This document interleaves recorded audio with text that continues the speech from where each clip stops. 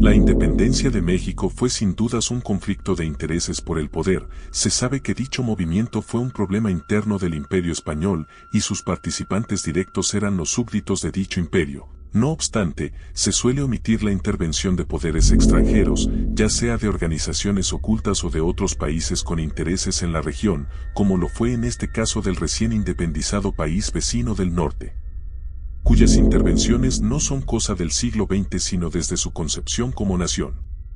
Antes de comenzar no olvides comentar, suscribirte y darle like al video si te gustó. Este es el cuarto video referente a la independencia. Gracias.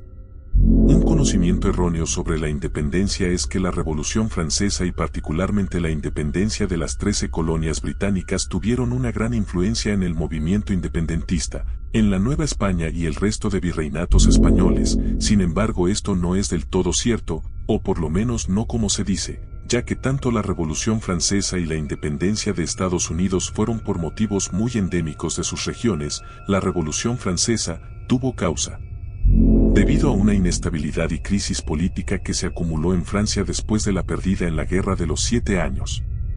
En cambio, el conflicto de las 13 colonias se debe a la falta de representación y los altos impuestos que imponía Gran Bretaña a sus colonias, tomando por sorpresa a muchos este conflicto ya que, en este, se escaló más llevando a intervenir Francia y España.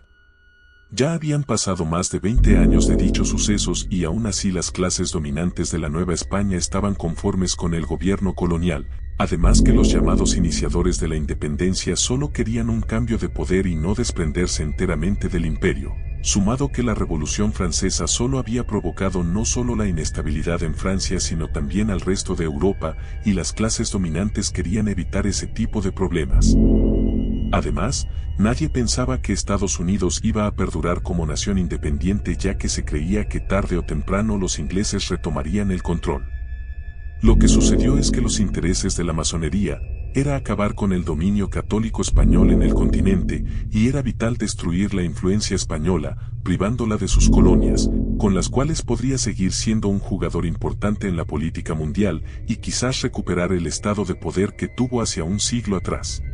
Desde su nacimiento Estados Unidos ha sido una nación expansionista e imperialista, pues al poco tiempo de independizarse como nación tomó las tierras al oeste de los montes Apalaches, a pesar que estaban acordadas como tierras de nativos americanos y protegidas por la corona británica. No obstante, a pesar de que muchos de estos indios habían apoyado a los colonos ingleses en su guerra contra Francia, no fue suficiente para detener la avaricia de los estadounidenses.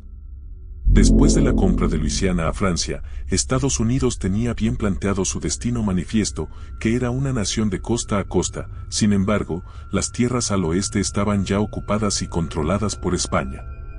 Y al saber que no podrían con una confrontación directa contra el Imperio Español, temiendo también una posible reconquista británica, decidieron optar por métodos, como subterfugio y apelando a los intereses masones, de muchos llamados independentistas en la Nueva España.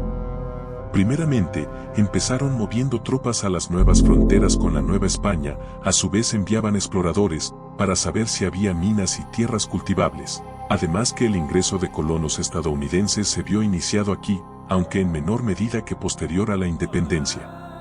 Un problema era que, si bien no eran recibidos de manera hostil, ellos más que visitantes o vecinos se portaban como dueños de las tierras a las que llegaban además de traer esclavos y negarse a aprender el español. Sin embargo, aún no representaban una amenaza real por lo que los virreyes los dejaron pasar, pues contaban con más problemas internos, con la lucha armada ya iniciada.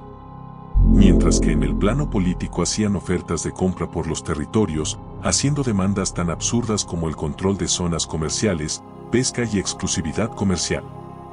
Creyendo que, así como Francia estaba ocupada en un conflicto y cedió esos territorios, la Nueva España haría lo mismo. Y al encontrar resistencia del gobierno colonial decidieron esperar al nuevo gobierno independiente.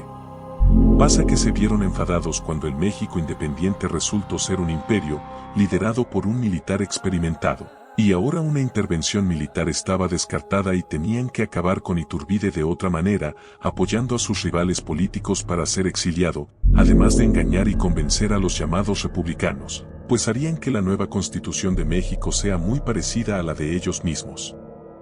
México contaba ahora con 2 constituciones y la del imperio fue totalmente descartada. Estados Unidos iba más allá de intereses territoriales, tenía y sigue teniendo interés de poder y control, pues al imponer su constitución en otros, se aseguraría de imponer su visión del mundo y así crear su esfera de influencia sobre este continente. Como pudimos apreciar, la mano negra de Estados Unidos afecta a México incluso desde antes de su independencia, ambicionando la hegemonía del hemisferio, con la excusa de la doctrina Monroe de protección contra la intervención de poderes extranjeros, pero la realidad es que ellos solamente no querían tener competencia, imponiendo sus ideales en otros, y como pasaría más adelante actuarían de manera más directa en contra de México, ya sin la protección de España, y con políticos traidores, y afines a los intereses de la organización que controlaba. Yo me despido, no sin antes decir, que sabemos, y que, creemos, saber.